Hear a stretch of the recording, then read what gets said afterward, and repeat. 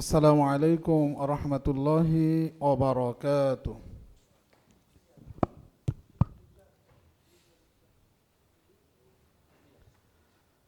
সম্মানিত আল্লাহর মেহমানবৃন্দ, আপনারা অত্যন্ত সৌভাগ্যবান এ কারণে যে আল্লাহ সুবহান তাআলা আপনাদেরকে কবুল করেছেন। আল্লাহ তাআলার যে আহ্বান ছিল, যে আহ্বান আমাদের মুসলিম জাতির পিতা হজরত ইব্রাহিম আলাইহিসসালাম করেছিলেন, সেই আহ্বানে, সেই ডাকে আমাদেরকে আল্লাহ তাআলা সাড়া দেওয়ার জন্য কবুল করেছেন। অত্যন্ত সৌভাগ্যের বিষয়। আমরা শুরুতে একবার তালবিয়াটা পাঠ করে নেই। আমি বলবো, আমরা সমস্বরে তালবিয়া হজের জন্য অত্যন্ত গুরুত্বপূর্ণ একটা স্লোগান, মূল স্লোগান, যেখানে আল্লাহ তাআলার একত্ববাদ, তাওহীদের বাণীগুলো এখানে এসেছে। তা আমরা তালবিয়াটা পাঠ করে নেই। লব্বাইক আল্লাহুম্মা লব্বাইক, লব্বাইক লা শারীকা লাক লব্বাইক, ইন্নাল হামদা ওয়ান নি'মাতা লাকা ওয়াল মুলক লা শারীকা লাক, লব্বাইক আল্লাহুম্মা লব্বাইক, লব্বাইক লা শারীকা লাক লব্বাইক,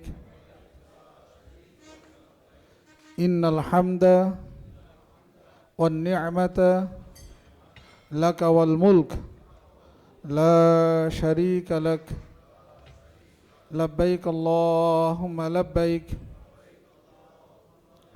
লব্বাইক লা শারীকা লাক লব্বাইক, ইন্নাল হামদা ওয়ান নি'মাতা লাকা ওয়াল মুলক লা শারীকা লাক। এটা হজের অত্যন্ত গুরুত্বপূর্ণ একটা আহ্বান, স্লোগান আমরা যেটা বলি। আল্লাহ সুবহানাহু ওয়া তাআলা আমাদেরকে তার ঘরে মেহমান হিসেবে আমাদেরকে আমন্ত্রণ জানিয়েছেন। সেই আমন্ত্রণ, সেই আহ্বানের জবাব এই তালবিয়া, যেটা আমরা পাঠ করলাম। আমরা এই তালবিয়াটা হজের সফরে বেশি বেশি যেহেতু বলবো, কাজেই এটা বিশুদ্ধ হওয়া দরকার এবং এটার অন্তর্নিহিত যে বক্তব্য সেটা হৃদয়ে ধারণ করা দরকার, যে আমরা কি বলতেছি। তাহলে আমাদের বাকি কার্যক্রমের উপর এটার ছাপ পড়বে ইনশাআল্লাহ। আমরা খুব সংক্ষেপে ওমরা এবং হজের মৌলিক জ্ঞান এবং পূর্ব প্রস্তুতি, ওমরা এবং হজের মৌলিক জ্ঞান এবং পূর্ব প্রস্তুতি খুব সংক্ষেপে আমরা এই বিষয়ে বলবো, এবং সাথে সাথে আমাদের আলোচনার শেষাংশে একটা প্রশ্নোত্তর পর্ব থাকবে, কারণ অনেকের অনেক জানার বিষয় থাকে। আমরা সময়ের দিকে খেয়াল রেখে ইনশাআল্লাহ এটা বলার চেষ্টা করব।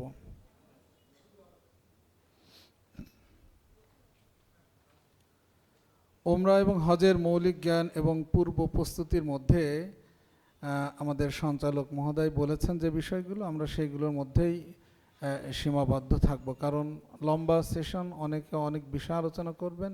কাজে রিপিটেশন এড়ানোর জন্য আমরা শিডিউলের মধ্যেই থাকবো ইনশাআল্লাহ।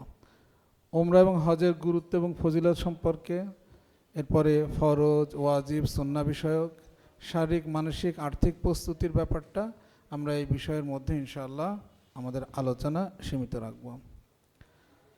সম্মানিত আল্লাহর ঘরের মেহমানবৃন্দ, আমরা হজের জন্য প্রস্তুতি নিচ্ছি। হজের যে আনুষঙ্গিক প্রস্তুতি, আনুষঙ্গিক বিষয় রয়েছে, সেগুলোর মধ্যে সবচেয়ে গুরুত্বপূর্ণ হচ্ছে হজের মধ্যে অন্তর্নিহিত যেই দর্শন, যেই শিক্ষা, যেই আবেদন, এটা হৃদয় দিয়ে অনুভব করা, এটা হৃদয় দিয়ে অনুভব করা। না হলে এটা সাধারণ একটা প্রথাগত অনুষ্ঠানে পরিণত হবে, প্রথাগত ইবাদতে পরিণত হবে। আমরা যদি হজের মূল যেই উদ্দেশ্য, যে অন্তর্নিহিত বা আধ্যাত্মিক যে বিষয়গুলো, এগুলো যদি আমরা অনুধাবন করতে না পারি, তাহলে এই হজ হবে আমরা অন্যান্য দেশে যেরকম ট্যুরে যাই না, এরকম একটা সাধারণ একটা ট্যুরে পরিণত হবে, যেটা আমাদের মোটেও কাম্য নয়। আমরা আল্লাহ সুবহানাহু ওয়া তাআলার ডাকে সাড়া দিয়ে তার ঘরের মেহমান হিসেবে যাচ্ছি, তার মেহমান হিসেবে যাচ্ছি, এটা পরম পাওয়া, পরম সৌভাগ্যের বিষয়। কাজে এটা হৃদয় দিয়ে আমরা অনুভব করব। কিভাবে করব? আল্লাহ সুবহানাহু ওয়া তাআলা আমাদের জন্য সর্বপ্রথম এই ঘরটা নির্মাণ করেছিলেন। শুরুতে, অনুষ্ঠান শুরুতে যে তেলাওয়াত করা হয়েছে সূরা আলে ইমরানের ৯৬ নম্বর আয়াত, এটা সেটি। আল্লাহ তাআলা পরিষ্কারভাবে বলেছেন, ইন্না আউওয়ালা বাইতিন উদিআ লিন-নাস লাল্লাযী বিবাক্কাতা মুবারাকা ওয়া হুদাল লিল আলামিন। আল্লাহ সুবহানাহু ওয়া তাআলা মানবজাতির জন্য সর্বপ্রথম যে ঘর নির্মাণ করেছিলেন সেটা ছিল মক্কায় বাইতুল্লাহ, আল্লাহর ঘর। এই আয়াতের শেষাংশে আল্লাহ সুবহানাহু ওয়া তাআলা চমৎকারভাবে সেই দর্শনের কথা বলেছেন ফিহি আয়াতুম বাইয়িনাতুম মাকাম ইব্রাহিম। আমি আয়াতটা স্ক্রিনে দেখাচ্ছি কারণে যে অংশটুকুর মধ্যে আল্লাহ সুবহানাহু ওয়া তাআলা আমাদের হজের যে আধ্যাত্মিক বিষয়গুলো রেখেছেন, যেগুলো প্রত্যক্ষ আমাদের করাতে চান, সেজন্য আয়াত অংশটুকু আমি সরাসরি এখানে দেখাচ্ছি। দেখেন, ফিহি আয়াতুম বাইয়িনাতুম মাকাম ইব্রাহিম। আল্লাহ তাআলা বললেন যেটা সমগ্র মানব জাতির জন্য হেদায়েতের কেন্দ্র। তো এটার মধ্যে আল্লাহ তাআলা অনেক নিদর্শন রেখেছেন। কেন নিদর্শন রেখেছেন? আমরা জানি যখন কোনো আশ্চর্য কোনো জিনিস দেখি, মুআজিজা যেটাকে আমরা বলি, তখন কিন্তু সেটার উপর আমাদের অগাধ আস্থা বিশ্বাস তৈরি হয়, আমাদের ঈমানটা ইয়াকিনের পর্যায়ে চলে যায়। তো আল্লাহ তাআলা কি বললেন? যে অনেক নিদর্শন রয়েছে, যেমন মাকাম ইব্রাহিম। এখন বলেন, মাকাম ইব্রাহিম তো আমরা দেখলাম, দেখে চলে আসলাম, এখন নিদর্শনটা কি যদি খেয়াল না করি, তাহলে হজের যেই অন্তর্নিহিত সেই দর্শনটা আমরা ধরতে পারবো না। কি? আমরা হজরে আসওয়াদ পাথর বা মাকাম ইব্রাহিম পাথর, এটা সাধারণ পাথরের মতোই যদি মনে করি, তাহলে এটার মধ্যে আমরা ঢুকতে পারবো না। মাকাম ইব্রাহিম আল্লাহ তাআলা কেন বললেন? মাকাম ইব্রাহিম হচ্ছে সেই পাথর যেটার উপরে আমাদের পিতা ইব্রাহিম আলাইহিস সালাতু ওয়াস সালাম দাঁড়িয়ে কাবাঘর নির্মাণ করেছিলেন। এই পাথরের যে বৈশিষ্ট্য, সেটা হচ্ছে যখন তিনি এটার উপর দাঁড়াতেন, তারপরে দেওয়াল নির্মাণ করতেন, যখন উঁচু হওয়ার দরকার হতো এটা অটোমেটিক লিফটের মতো উঁচু হয়ে যেত, নামার প্রয়োজন হলে আবার ডাউন হয়ে যেত। এবং কি শক্ত পাথর! তারপর ইব্রাহিম আলাইহিস সালাতু ওয়াস সালামের পরিষ্কার পায়ের ছাপ এখনও আছে। যারা দেখেছেন, যারা যাবেন, তারা দেখতে পাবেন যে ইব্রাহিম আলাইহিস সালাতু ওয়াস সালামের যে পা, সুন্দর পা মুবারকের ছাপ ওখানে আছে। তার কিভাবে সম্ভব হলো?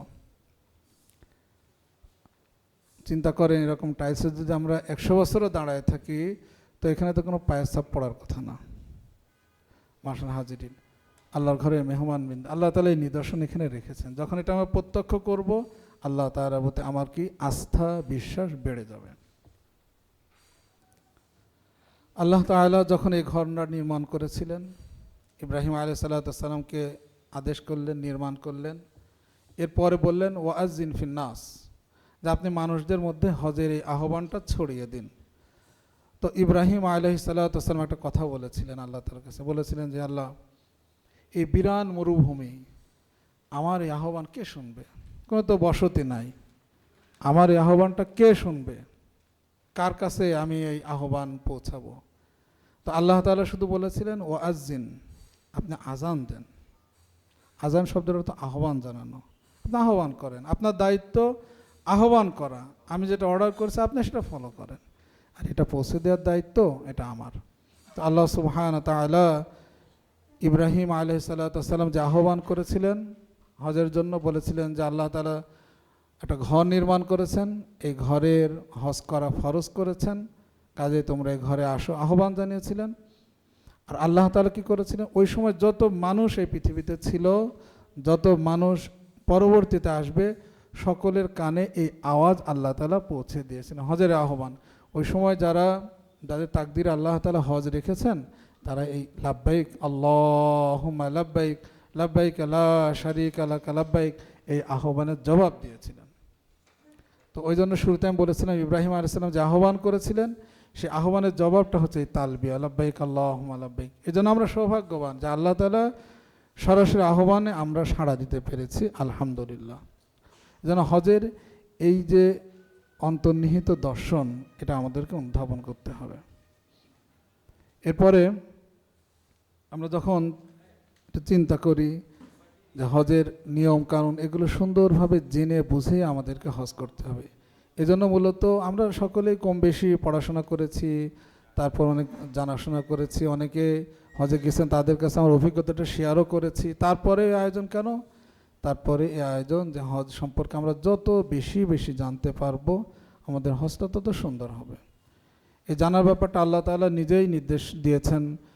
আমরা খেয়াল করি সূরা আল বাকারা আয়াত হলো 128, আয়াতের শেষাংশে আল্লাহ তাআলার কাছে ইব্রাহিম আলাইহিস সালাম বলেছিলেন ওয়া আরিনা মানাসিকানা।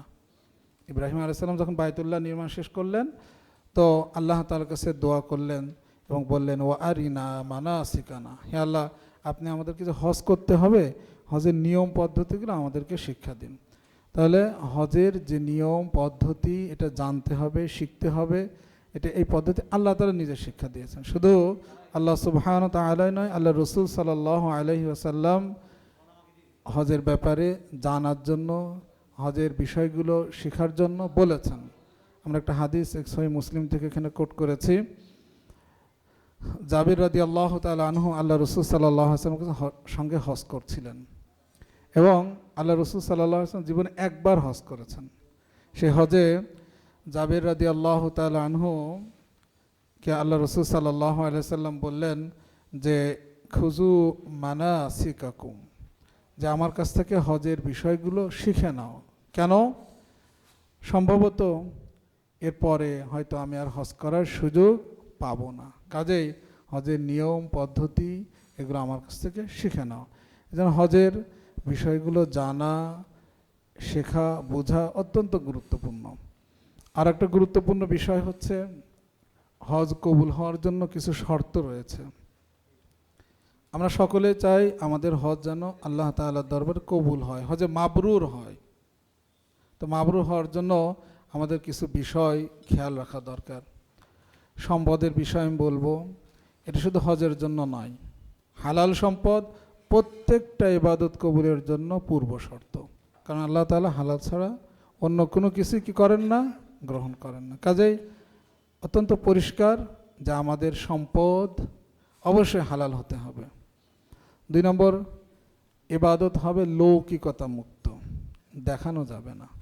এখন মানুষ আমাকে আলহাজ বলবে, আমি নামের সঙ্গে সুন্দর হাজী সাহেব লিখতে পারবো, আমাকে বলবে, এই বাহবা কোড়ানো, এরকম যদি উদ্দেশ্য হয় এ হজ আল্লাহ তাআলার দরবারে গৃহীত হবে না। কাজে লৌকিকতা মুক্ত হতে হবে। এরপরে সুন্নাহ পদ্ধতিতে সুন্দরভাবে হজ আদায় করা, হজের প্রত্যেকটা কার্যক্রম যাতে বিশুদ্ধভাবে আমরা করতে পারি সেজন্য মূলত আয়োজন।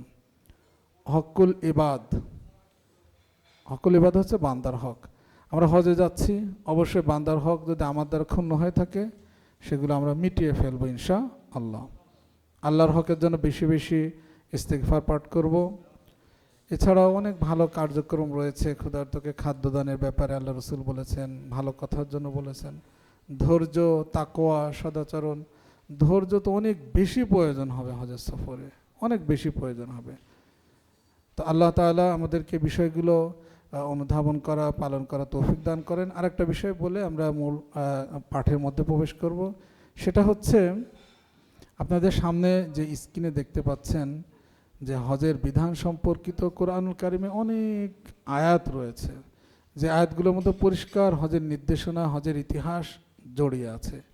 আমরা হজ করতে যাচ্ছি, হজের ইতিহাসগুলো যদি না জানি, ধরেন তাওয়াফ করছি, আমরা তো এখান প্রথম থেকে শুরু করি।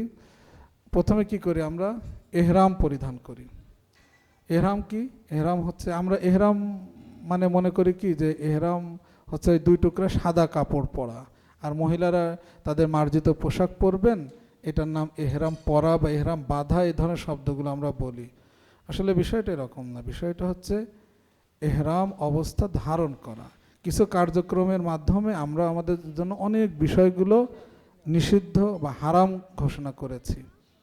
তো এর অংশ হচ্ছে অনেকগুলো কার্যক্রম, যেমন ধরেন প্রয়োজনীয় ক্ষৌর কাজে সম্পাদন করা, নখ কাটা, চুল কাটা, এগুলো আমরা কেটে ফেলি, তারপর পরিষ্কার পরিচ্ছন্ন হয়ে উজু গোসল করি, তারপরে না আমরা 2 টুকরা সাদা কাপড় পরি।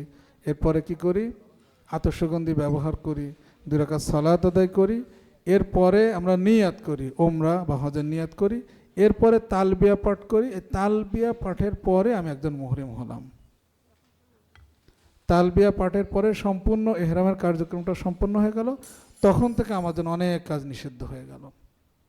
আমরা সাধারণত বাসার থেকেই ইহরাম সম্পন্ন করি, কেউ হজ ক্যাম্পে করেন, কেউ বিমানের মধ্যে করেন। তো আমরা এই কাজের ব্যাপারে যেটা বলি সেটা হচ্ছে 5টা কাজ আগেই করবেন। কারণ আমাদের দেশের থেকে যারা হজে যান তারা তো সব ইয়াং মানুষ, তাই তো? ইয়াং মানুষরা তো হজে যান না, না ইয়াংরা যান না, সবচেয়ে মানে বয়স্ক মানুষগুলো যান। এরপর বিমানের মধ্যে ওঠার পরে মিকাত থেকে ইহরাম সম্পন্ন করা হচ্ছে সুন্নাহ। কিন্তু হয় কি, যখন পাইলট বলেন যে আমরা এখন মিকাত অতিক্রম করতে যাচ্ছি, যারা এখনও নিয়াত করে না করে ফেলেন, দেখা যাচ্ছে আমাদের অধিকাংশ হাজে তখন ঘুমের মধ্যে আছে, কারণ ইয়াং মানুষ তো ঘুমায় গেছেন। তো এই জন্য আমরা বলি যে বাসার থেকে আপনার ইহরাম করে যান। আর যদি মনে করেন না ইনশাল্লাহ পারবো, তাহলে আমরা বলবো 5টা কাজ আগে করেন, অর্থাৎ প্রয়োজনীয় খৌর কার্য, তারপরে ধরেন এই যে পবিত্রতা অর্থাৎ ওযু গোসলটা করে ফেলেন, তারপরে ইহরামের কাপড়টা পরেন, তারপরে আতশগন্ধি ব্যবহার করেন, আর 2 রাকাত সালাত আদায় করেন। শুধু নিয়াত আর তালবিয়াটা রাখেন। এইটা যখন মিকাতের ঘোষণা আসবে তখন এই দুটো পড়ে তাহলে সুন্নাহ মানে পরিপূর্ণভাবে সুন্নাহ আদায় করতে পারলাম, আবার রক্ষাও হলো যে আমরা সব কিছু মানতে পারলাম। আর যদি মনে হয় যে না একটু ঝামেলা হতে পারে, আমরা আগে সেরে ফেলতে পারি। তা আমি বলতে চাচ্ছিলাম যে হজের বিধানগুলো জানার জন্য এই আয়াতগুলো এটার সঙ্গে সব ইতিহাসগুলো জড়ায় আছে। কাজে একটুখানি আমি জানি আপনারা অনেক আগে থেকে প্রস্তুতি নিচ্ছেন, দেখেছেন, তারপরেও আরেকবার একটু এই আয়াতগুলো একটু দেখে নেব। কারণ এই আয়াতগুলোর সঙ্গে আল্লাহ সুবহানাহু ওয়া তাআলা সরাসরি হজের বিধানগুলো, হজের ইতিহাসগুলো বর্ণনা করেছেন। এগুলো আমরা যদি জেনে যাই তাহলে কী লাভ হবে, আমার হজটা আমরা হৃদয় দিয়ে ধারণ করতে পারবো। একটা উদাহরণ দিই। ধরুন আমরা যখন ইহরামের 2 টুকরা কাপড় পরতেছি, কি সাদা সেলাইবিহীন 2 টুকরা কাপড়, তাই তো? এটা কিসের কথা স্মরণ করিয়ে দেয় বলেন তো? হ্যাঁ, আমাদের পরকালীন জীবনে যে যাত্রাটা শুরু হবে সেই যাত্রার কথা কিন্তু স্মরণ করিয়ে দিচ্ছে, এবং এই যাত্রাটা প্রশিক্ষণ হাতে কলমে হয়ে যাচ্ছে। কারণ একজন মানুষ যখন মারা যায় তখন আমরা কি করি, সুন্দর করে গোসল দেয় না, তারপর একটু আতর সুগন্ধি কিন্তু লাগায়, তারপরে সাদা কাপড় পরায় দেয়, সুন্দরভাবে সজ্জিত করে দেই। আমাদের কিন্তু হজের শুরুতে আমরা যখন ইহরাম অবস্থা ধারণ করতে যাচ্ছি, আমাদের ওই জীবনের কথা কিন্তু স্মরণ করে দিচ্ছে। আমার সঙ্গে কিছুই যাবে না, আমার সঙ্গে যাবে আমার আমলটা। এই যে এটা হৃদয় দিয়ে অনুভব করার বিষয়। কাজে আমি যদি এটা ইতিহাসটা না উদ্ঘাটন করি তাহলে এরকমই থেকে যাবে।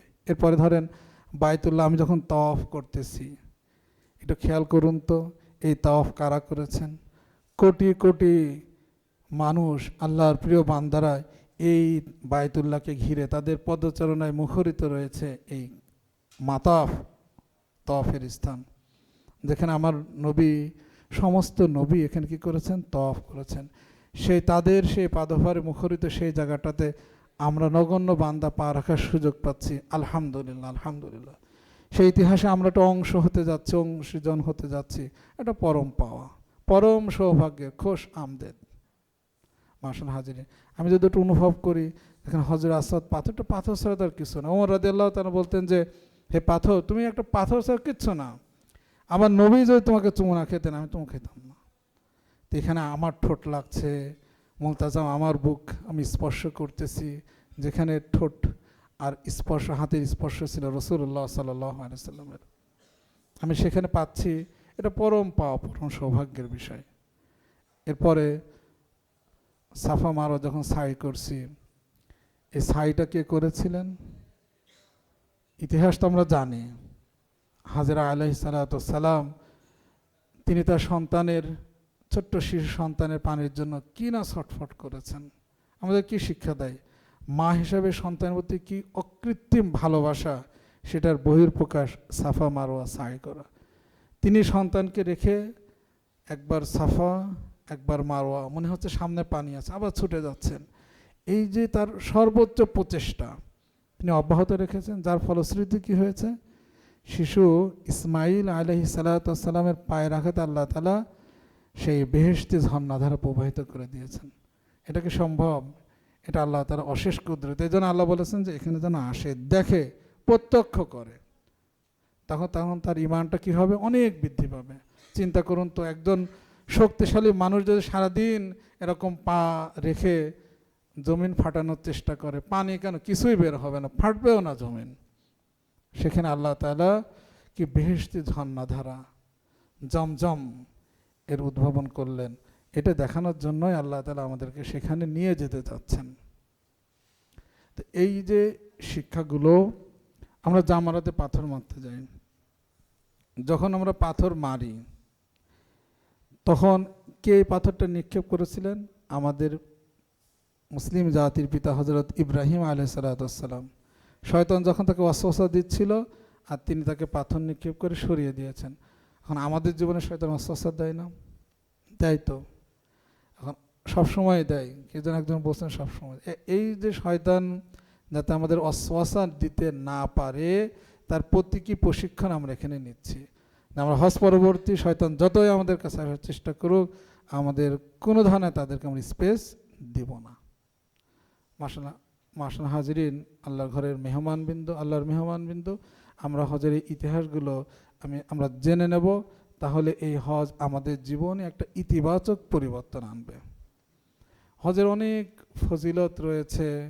আমরা হজের প্রথম পয়েন্টে ছিল হজের তাৎপর্য, ফজিলত সম্পর্কে। আমি এখানে কয়েকটি হাদিস এখানে কোট করেছি। সর্বোত্তম আমলের কথা বলা হয়েছে, যে হজ হচ্ছে সর্বোত্তম আমল। এক সাহাবা আল্লাহ রসুল সাল্লাল্লাহু আলাইহি ওয়াসাল্লামের কাছে জিজ্ঞাসা করলেন, ইয়া রাসূলুল্লাহ, সর্বোত্তম আমল কোনটি? তিনি বললেন, আল্লাহ তাআলার প্রতি বিশ্বাস স্থাপন করা। তারপর বললেন, ইয়া রাসূলুল্লাহ, তারপরে কোনটি? তিনি বললেন, আল্লাহর সাথে জিহাদ করা। তারপর বললেন, এরপরে সর্বোত্তম আমল কোনটি? তিনি বলেছেন কি? হজ।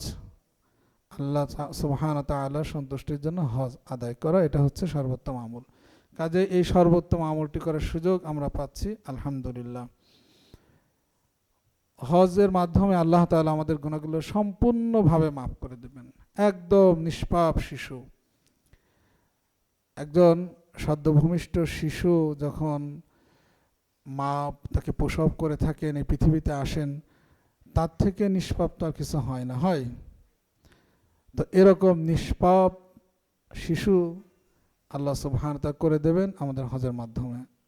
আল্লাহ রাসূল সাল্লাল্লাহু আলাইহি ওয়াসাল্লাম বলেছেন, যে ব্যক্তি হজ সম্পাদন করলো এবং কোনো প্রকারের অশ্লীলতা এবং গুনাহ থেকে বিরত থাকলো, করলো না, সে যেন সেই দিনের মতো নিষ্পাপ হয়ে যাবে যেই দিন তার মা তাকে ভূমিষ্ঠ করেছিল।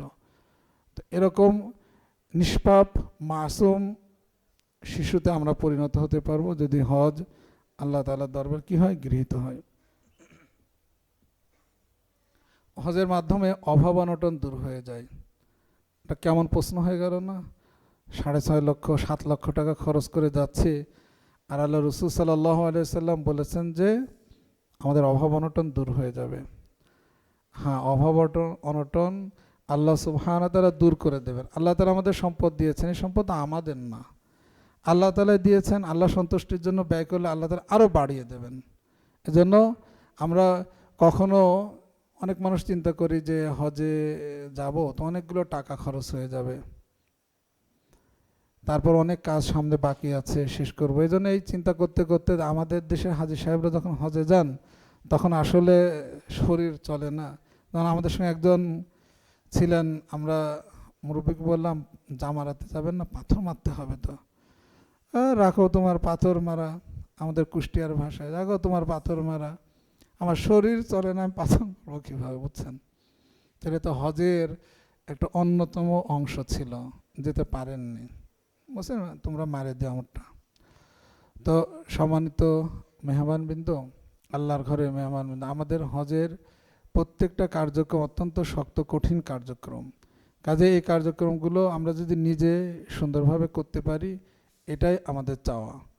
আল্লাহ সুবহানাহু ওয়া তাআলা এটার মাধ্যমে আমাদের গুনাহগুলো মাফ করবেন, আমাদের অভাব অনটন দূর করে দেবেন। আমাদের জন্য আল্লাহ সুবহানাহু ওয়া তাআলা জান্নাতের সুসংবাদ রেখেছেন। আল্লাহ রাসূল বলেছেন যে কবুল হজ, হজে মাবরুর, এটার প্রতিদান হচ্ছে জান্নাত ছাড়া আর কিছুই নয়।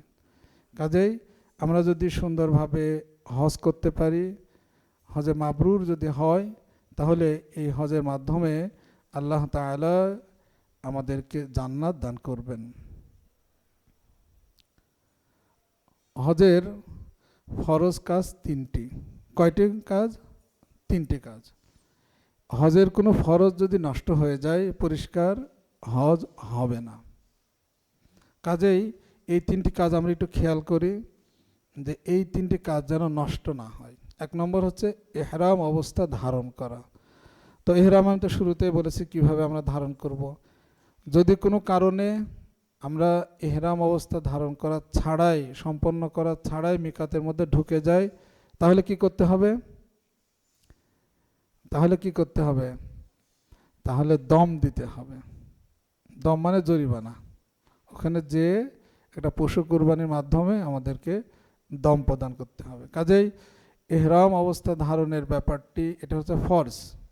এইটা 2 নম্বর হচ্ছে উকুফ আরাফা, আরাফার ময়দানে অবস্থান করা। 9 জিলহজ আরাফার ময়দানে অবস্থান করা, এটা একটা ফরজ। 3 নম্বর হচ্ছে বাইতুল্লাহ তওয়াফ করা।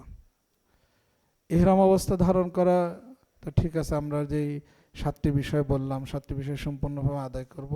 উকুফে আরাফা, আরাফার ময়দানে এটা ফরজ। এইটার ব্যাপারে একটু বলি, সেটা হচ্ছে আমরা আল্লাহ তাআলা আমাদের সৌভাগ্য দান করেছেন, আমরা যাচ্ছি, এই সময়গুলো নষ্ট করব না। দেখা যায় যে এখানে অনেক আজে বাজে গল্প করে আমরা এই মূল্যবান সময়গুলো নষ্ট করি। এটা আমরা করব না। অনেকের সঙ্গে দেখা হয় তো তখন অনেক বাহারি গল্প আমরা জুড়ে দেই।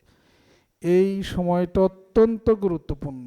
হাদিসে আসছে যে আল্লাহ রসুল সাল্লাল্লাহু আলাইহি সাল্লাম বলেছেন যে আল্লাহ তাআলা নিকটতম আসমানে নেমে আসেন এবং মানুষকে বলতে থাকেন, ফেরেশতাদের নিয়ে বলতে থাকেন যে দেখো আমার বান্দারা কত কষ্ট করে, কত খরচ করে দূর দূরান্ত থেকে এরকম উস্কো খুস্কোভাবে অত্যন্ত পরিশ্রম করে আমার দরবারে এসেছে।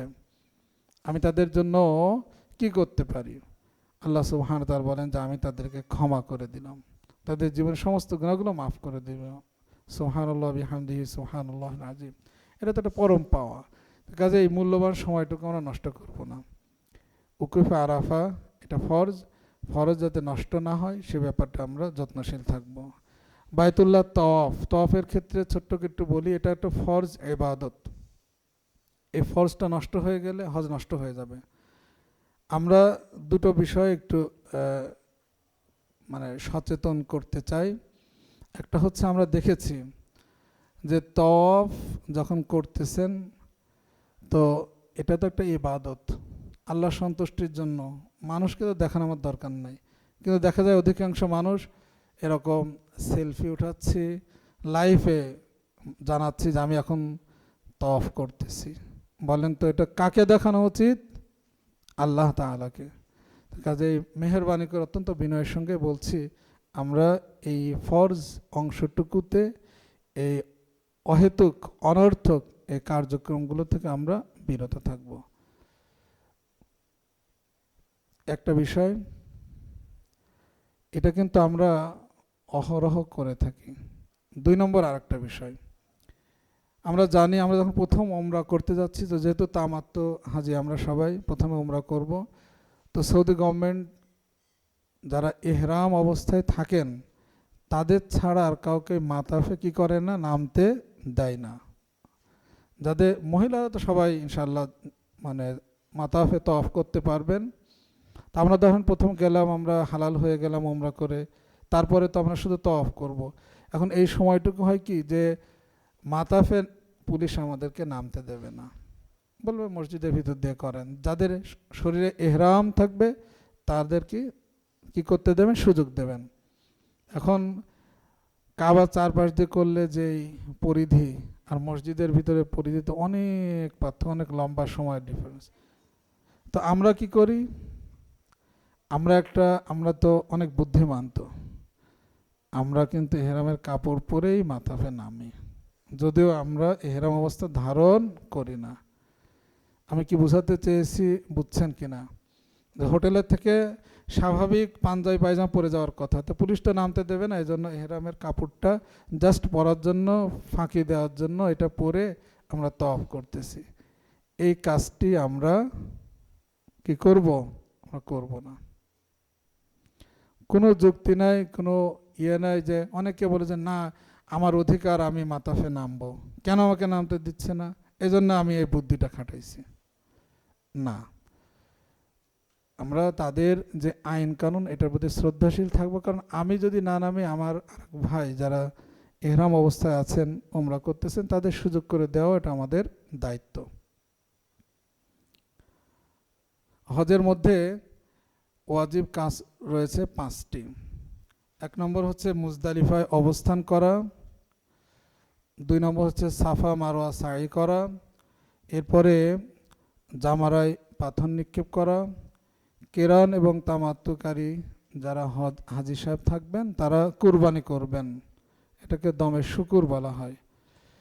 আর একটা হচ্ছে মাথা সম্পূর্ণভাবে মুন্ডন করবেন।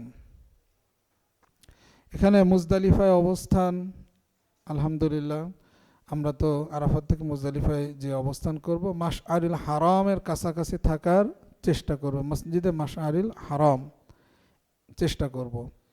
সাফা মারওয়া সাই তো আমরা করব।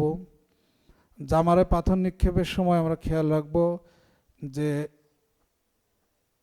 একটা একটা করে বিসমিল্লাহ আল্লাহু আকবার বলে আমরা সুন্দরভাবে পাথর নিক্ষেপ করব। এখন দেখা যায় যে এখানে আমরা আবেগ ধরে রাখতে পারি না। আবেগ ধরে রাখতে না পারার কারণে দেখা যাচ্ছে যে অনেক সময় হাতে বোতল থেকে সেটাও ছুঁড়ে মারছে। এই কাজগুলো আমরা করব না।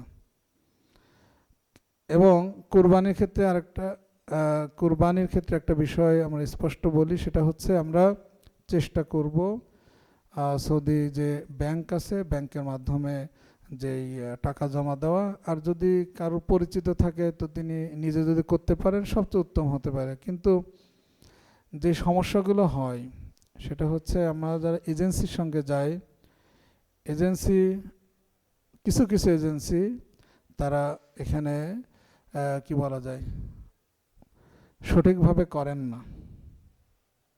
কীরকম? ধরেন এজেন্সির হাজির সংখ্যা 100, তিনি ধরেন 50টা কুরবানি করলেন, তাহলে বাকি 50টার কি হবে? এই কাজগুলোও কিন্তু অনেক না কিছু কিছু এজেন্সি সচেতনভাবেই করে থাকেন। কাজে এই সুযোগ আমরা দিব না। প্রথমত আমাদের এজেন্সি নির্বাচনে সতর্ক হওয়া দরকার, আর 2 নম্বর হচ্ছে আমরা পারতপক্ষে তাদের এ ধরনের কোনো সুযোগ তৈরি করার চান্সই দেব না। হলকের ব্যাপারে আরেকটা বিষয় আমি বলবো। হলকের ব্যাপারে হচ্ছে আমরা যারা আমাদের মা বোনেরা যাচ্ছেন তারা তো সামনের থেকে ছোট্ট 1 ইঞ্চি মতো কেটে ফেলবেন, আর যারা পুরুষ তারা প্রথম দিনে পুরো মাথাটা হলক করে ফেলা। হলক মানে হচ্ছে কি? মাথা মুন্ডন করে ফেলা। আর কসর একটা শব্দ আছে, সেটা হচ্ছে ছোট ছোট করা, চারপাশ থেকে সমানভাবে কেটে একটু ছোট করে রাখা। যাদের কোনো শারীরিক সমস্যা নেই তারা সম্পূর্ণভাবে মাথা মুন্ডন করবেন। আল্লাহ রাসূল সাল্লাল্লাহু আলাইহি ওয়াসাল্লাম যারা মাথা মুন্ডন করেছেন তাদের জন্য দোয়া করেছেন। হাদিসে এসেছে, তিনি বলেছেন আল্লাহুম্মা গফির লিল মুহাল্লিকিন, হে আল্লাহ আপনি যারা মাথা মুন্ডনকারী তাদেরকে ক্ষমা করে দিন। এক সাহাবী জিজ্ঞাসা করলেন, ইয়া রাসূল আমরা তো ছোট করেছি, আমাদের কি হবে? আবারও তিনি বলেছেন আল্লাহ আপনি মাথা মুন্ডনকারীদেরকে ক্ষমা করে দিন। এরকম 3বার, পরপর 3বার বলেছেন। তারপরে বলেছেন অলিল মুকাসসিরিন, যারা ছোট করে রেখেছে চুল তাদেরকে আল্লাহ আপনি ক্ষমা করে দিন। কাজেই বেশি দোয়া কাদের জন্য করেছেন?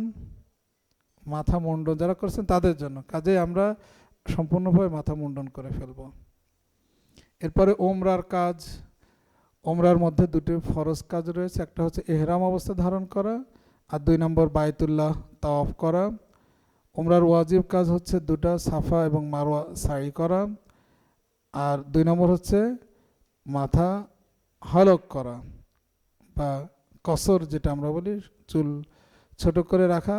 তো কসরের ব্যাপারটায় আমরা না গুরুত্ব দিয়ে হলক অর্থাৎ পুরো মাথা মুন্ডন করার জন্য আমরা চেষ্টা করব। হজ এবং ওমরার মধ্যে কিছু সুন্নাহ কাজ রয়েছে। আমাদের আলোচ্য সূচি হজের ফরজ, ওয়াজিব, সুন্নাহ এগুলো নিয়ে আমরা কথা বলছি।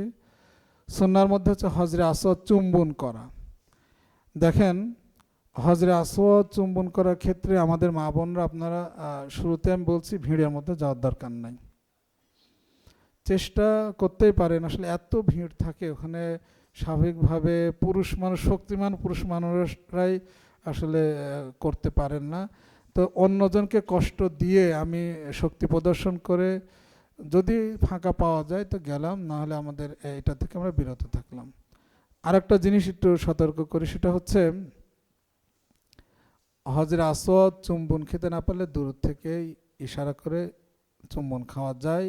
যখন আমরা তাওয়াফ শুরু করব তখন তো দূরের থেকে ইশারা করে করব, কিন্তু যে কাজটি করব না সেটা হচ্ছে আমরা যেটা করি, অনেকেই করি, সেটা হচ্ছে হজরে আসওয়াদের দিকে মানে দুই হাত ইশারা করলাম, ইশারা করার পরে আবার দুই হাত এরকম চুমু খাইলাম। তা হাত ইশারাটাই যথেষ্ট, আর চুমু খাওয়াটার দরকার, এবং হাতে চুমু খাওয়ার দরকার নেই। পুরুষদের তাওয়াফে প্রথম 3টা চক্কর রমল করা, রমল মানে একটু বীরের মতো হাঁটা। এখন বৃদ্ধ বয়সে গেলে এরকম বীরের যে শক্তি দেখাবেন কিভাবে? তো তারপরেও কি করা, একটু কসরত করা, একটু জোরে হাঁটার জন্য একটু চেষ্টা করা। আর একটা হচ্ছে ইজতিবা। ইজতিবা শব্দটা হচ্ছে, এটা পুরুষদের জন্য, কিন্তু সবগুলো পুরুষদের জন্য, আমি খ গ লিখেছি পুরুষদের জন্য। ইজতিবা, ডান কাঁধ ফাঁকা থাকবে, চাদরটা ডান কাঁধের নিচ দিয়ে উঠে বাম কাঁধের উপর ফেলাবো, এটাকে বলা হয় ইজতিবা। পুরো ইজতিবা থাকবে 7টা চক্করে। আর রমল যেটা বলেছিলাম ওটা কয় চক্করে থাকবে? প্রথম কয় চক্কর? 3 চক্করে। প্রথম 3 চক্কর আমরা রমল করব, আর ইজতিবা থাকবে সম্পূর্ণ অংশটুকুই। রুকনি ইয়ামানি, হজরে আসওয়াদের কোণের আগের কোণটা রুকনি ইয়ামানি। এই কোণের থেকে হজরে আসওয়াদ যাইতে একটা নির্দিষ্ট দোয়া আছে, রব্বানা আতিনা ফিদ দুনিয়া হাসানা ও ফিল আখিরাতি হাসানাতা ওয়া কিনা আযাবান্নার। এই দোয়াটা আমি বলবো, এটা আমরা অবশ্যই মুখস্থ করে নেব। সব দোয়াগুলো হয়তো পারবো না, কিন্তু নির্দিষ্ট যে দোয়াগুলো, এগুলো আমরা মানে যেই জায়গার সঙ্গে একদম স্পেসিফিক দোয়া যেগুলো আছে এইগুলো চেষ্টা করব একটু মুখস্থ করার। বাকি আমরা আমাদের মতো যে দোয়া মনে আসে আমরা করব ইনশাআল্লাহ। তাওয়াফের পর 2 রাকাত সালাত আদায় করা, এই সালাত আদায়ের ক্ষেত্রে এটা সুন্নাহ। আমরা মাকাম ইব্রাহিমের কাছাকাছি চেষ্টা করব, যদি না হয় তাহলে সুবিধাজনক জায়গাতেই আমরা এই সালাতটা আদায় করব। সালাতের পরে জমজমের পানি পান করা, এটা হচ্ছে সুন্নাহ। আর সাফা মারোয়া সাই করার সময় একটা সবুজ চিহ্নিত বাতি আছে, এই বাতিটাতে পুরুষ মানুষ শুধু দৌড়াবেন। এখন দেখা যায় যে অনেক সময় মানে হাজব্যান্ড ওয়াইফ দুজনেই আছেন, তো হাজব্যান্ড যে দৌড়াচ্ছেন ওয়াইফও দৌড়াচ্ছেন, আসলে এটা না জানার কারণে এমনটি হয়। আপনারা দৌড়াবেন, আপনারা স্বাভাবিকভাবে যাবেন, হারানোর সম্ভাবনা নাই। আমরা পুরুষ মানুষ দৌড়ায় ওই পাশে একটু ওয়েট করবো, তারপরে একসঙ্গে আবার যাত্রা করব। তো এখানে একটা স্পেসিফিক দোয়া আছে, সেটা হচ্ছে রব্বি গফির ওয়ারহাম ও আংতা আজুল আকরম। রব্বি গফির ওয়ারহাম ও আংতা আজুল আকরম, এই ছোটো ছোটো দোয়াগুলো মুখস্থ করবো এই কারণে যে ওই সময় দৌড়ানোর সময় দেখে দেখে পড়ার দৌড়ানো দুটো কাজ আসলে একসঙ্গে সুন্দর হবে না। আমরা চেষ্টা করব যে এই ছোটো ছোটো দোয়াগুলো আমরা অর্থ সহকারে মুখস্থ করে নেব ইনশাআল্লাহ। আমাদের হজের প্রস্তুতির ব্যাপারটা আসলে এটা লজিস্টিক ব্যাপার, এটা আমরা সকলে কম বেশি আমরা প্রস্তুতি নিয়েছি। তারপরে খুব সংক্ষেপে 2-1টা দেখে আমরা ইনশাআল্লাহ হজের আজকে প্রথম সেশন অংশটুকু আমি শেষ করতে চাচ্ছি। প্রস্তুতি অত্যন্ত গুরুত্বপূর্ণ। প্রস্তুতি কি ধরনের প্রস্তুতি? এই প্রস্তুতির ব্যাপার একটু বলি, সেটা হচ্ছে আল্লাহ সুবহানাহু ওয়া তাআলা বলেছেন ওয়াতাযাওয়াদু, তোমরা প্রস্তুতি নেবে। এই প্রস্তুতিটা কতগুলো ব্যাগ যাবে, কতগুলো কাপড়, কত জিনিস নেব, চিড়া নিতে হবে, মুড়ি নিতে হবে, মিনার সময় খাবো কি, এই প্রস্তুতি না। আল্লাহ তাআলা প্রস্তুতির কথা বলেছেন ফাইন খায়রাজ যাদি তাকওয়া।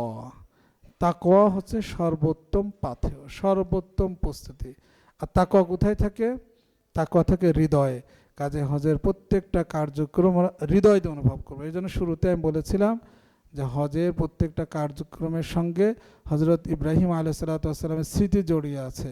সেই ইতিহাসগুলো অধ্যয়ন করা, সেগুলো বোঝা, সে অনুসারে যদি আমরা হজটা করতে পারি তাহলে এটা আমরা হৃদয় দিয়ে আমরা করতে পারবো ইনশাআল্লাহ। তাছাড়া আনুষঙ্গিক অনেক প্রস্তুতি রয়েছে, দৈহিক বলেন, শারীরিক বলেন, স্বাস্থ্য সুন্দর রাখা, নিয়মিত হাঁটার ব্যবস্থা করা। আমরা এই অনেক লম্বা আলোচনা আমরা সেদিকে না যে আমাদের অংশটুকু শেষ করব। তো শেষ করার আগে আমি যে বিষয়টা আরেকবার একটু আহ্বান করে শেষ করব। আল্লাহ সুবহানাহু ওয়া তাআলা বলেছেন, ফামান ফারাদা ফিহিন্নাল হাজ্জ ফালা রাফাসা ওয়ালা ফুসুকা ওয়ালা জিদালা ফিল হজ। যা আল্লাহ তাআলা হজ ফরজ করেছেন, হজে যাচ্ছেন, তিনটি কাজ করবেন না। তিনটি কাজ করলে হজ নষ্ট হয়ে যাবে। কে বলেছেন? আল্লাহ সুবহানাহু ওয়া তাআলা বলেছেন। ফালা রাফাসা, রাফাস শব্দের অর্থ অশ্লীলতা, ব্যাহাপনা, অন্যায়, এগুলো রাফাস। ফুসুক, পাপ কাজ করা, অন্যায় কাজ করা, আল্লাহ যেটা নিষেধ করেছেন সেটা করা যাবে না। ওলা জিদাল, 3 নম্বর হচ্ছে জিদাল, মানে ঝগড়া বিবাদ করা। প্রথম দুটো আমরা এড়াতে পারি খুব একটা। আমরা তো যাচ্ছি একটা পবিত্র উদ্দেশ্যে, কাজেই অন্যায়, অশ্লীলতা বা পাপ কাজ এগুলো থেকে আমরা মোটামুটি বিরত থাকি। যেটা পারি না সেই বিষয়টা একটু আমি বলি স্পষ্ট করে, সেটা জিদাল, ঝগড়া বিবাদ। ঝগড়া বিবাদ এটা মানে এয়ারপোর্টে যাওয়ার থেকে শুরু হয়ে যায়। কীরকম? ধরেন হজ এজেন্সি বলছিল আর আপনাদের তো সৌদি এয়ারলাইন্সে নিয়ে যাব, এখন দেখা যাচ্ছে যে এইটা তো না, এখন শুরু হয়ে গেল, হ্যাঁ আপনারা বলছেন যে এরকম সৌদি এয়ারলাইন্সে নেবেন, এটা তো বাংলাদেশ বিমান বা এটা ট্রানজিট বিমান, এরকম। তারপরে দেখা যাচ্ছে হোটেলে বলেছিল, হোটেলে একদম কাছে দেখা যায় 300 মিটার বা 500 মিটার এরকম, এখন দেখা গেল 3 কিলোমিটার দূরে রাখছেন আর বলতেছেন সাবর সাবর সাবর, ধৈর্য ধৈর্য ধৈর্য। হজের সফরে জানেন তো বেশি বেশি কি লাগে? ধৈর্য লাগে, সাবর সাবর সাবর। এখন আপনি কতক্ষণ সবর করবেন? কতক্ষণ সবর করবেন? বলেছিল যে কাছে রাখবে, এখন আপনি 3 কিলোমিটার দূরে রাখছে, মাথা গরম হয়ে যাবে না? তখন তো জিদাল, মানে কি, ঝগড়া শুরু হয়ে যাবে। এমনটি করা যাবে না। এরপরে ধরেন খাবার দাবারের বলেছিল এরকম আইটেম দেওয়া হবে, এখন দেখা যাচ্ছে যে আমি ডায়াবেটিসের রোগী হালুয়া রুটি দিচ্ছে, তাহলে এটা তো ডায়াবেটিসের মহা ঔষধ, খেতে পাচ্ছেন না, বলতে যাচ্ছেন কথাই শুনতেছেন না। এই যে মানে প্রত্যেকটা পদে পদে বাস আসতেছে না, হোটেল দূরে, খাওয়ার ঠিক মতো হচ্ছে না, মানে প্রত্যেকটা পদক্ষেপে এটা আসতে পারে, এটা মাথায় নিয়ে হজের সফরে নামা। ঝগড়া করা যাবে না। এখন বলতে পারেন যে এরকম অনিয়ম করতেছে, ঝগড়া না করে করব কি? তো এটা কি বলা যায়, প্রথমত আমরা এই হজ এজেন্সি নির্বাচনে বুদ্ধিমত্তার পরিচয় দিব শুরুতে, আর যেটা হয়ে গেছে এটা আমরা সবরই করব। কারণ আমরা যদি অ্যাকশন নেই তাহলে আমাদের হজটা নষ্ট হয়ে যাবে। এজন্য আমি বলবো যে হজে সবর সবর সবর, ধৈর্যের পরিচয় দিতে হবে, এই জিদালটা এড়াতে হবে 1। আর 2 নম্বর, যে হজ একদম স্রেফ আল্লাহ সন্তুষ্টির জন্য করব, কোনো ধরনের লৌকিকতা থাকবে না, কোনো ধরনের থাকবে না। লোকে আমাকে কি বললো না বললো, হাজী সাহেব বললো কি বললো, হ্যাঁ, এটা থাকবে না, লৌকিকতা মুক্ত। ঝগড়া করব না। আর একটা হচ্ছে আমাদের সম্পদ যেন হালাল হয় 1। আর সর্বশেষ হচ্ছে হজের, আমরা যে হজ করে নিষ্পাপ হয়ে ফিরছি, হজের আগের জীবন আর পরের জীবনের মধ্যে যেন একটা স্পষ্ট পার্থক্য থাকে। আগেও যেরকম করলাম, হজ করে আসার পরেও যদি পুরোদমে সেইভাবেই নেমে যায়, তাহলে বুঝতে হবে হজ আমাদের জীবনে পরিবর্তন আনতে পারে না। এক্ষেত্রে আমরা অবশ্যই সচেষ্ট হব যে আমরা জীবন থেকে সব কিছু ঝেড়ে ফেলে আল্লাহ সন্তুষ্টির জন্য হজ করে এসেছি, নিষ্পাপ। এখন আমাদের জীবনে অবশ্যই ইতিবাচক প্রভাব থাকবে। আমরা অন্যায়ের সঙ্গে, দুর্নীতির সঙ্গে, কোনো ধরনের অন্যায়ের সঙ্গে আমরা থাকবো না। সারাটা জীবন আল্লাহ সন্তুষ্টির জন্য ব্যয় করব, আল্লাহ এবং তার রাসূলের নির্দেশনা অনুসারে আমরা জীবন পরিচালনা করব। এটার মাধ্যমে আমাদের দুনিয়া এবং আখিরাতে সফলতা রয়েছে। আল্লাহ সুবহানাহু ওয়া তাআলা আমাদের সকলের হজটা হজে মাবরুর হিসেবে কবুল করেন, আমিন। আল্লাহ তাআলা আমাদের সুস্থতার সঙ্গে সুন্দরভাবে হজের সমস্ত কার্যক্রমগুলো সম্পন্ন করার তৌফিক দান করেন, আমিন। এবং আপনারা সবাই আল্লাহর মেহমান, আপনাদের কাছে আমাদের আবেদন থাকবে আপনারা প্রত্যেক দোয়া কবুলের জায়গায় আমাদের মতো গুনাহগার বান্দাদের জন্য দোয়া করবেন, আর আমরাও প্রাণ খুলে আপনাদের জন্য দোয়া করি। আল্লাহ তাআলা আপনাদের হজটা কবুল করেন, হজে মাবরুর দান করেন, সুন্দরভাবে ফিরে আসেন, এই প্রত্যাশা রেখে শেষ করছি। আসসালামু আলাইকুম ওয়া রাহমাতুল্লাহি ওয়া বারাকাতুহু। খুব সংক্ষেপে যদি মানে প্রশ্ন বা কোনো জানার যদি কোনো বিষয় থাকে একটু।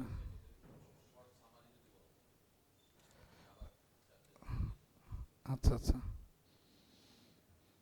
সামারি পেশ করবেন আছেন আমাদের মেজর কামরুল স্যার। মানে আমি যেটুকু কথা বলেছি স্যার এটা নির্যাস তুলে ধরবেন। ধন্যবাদ।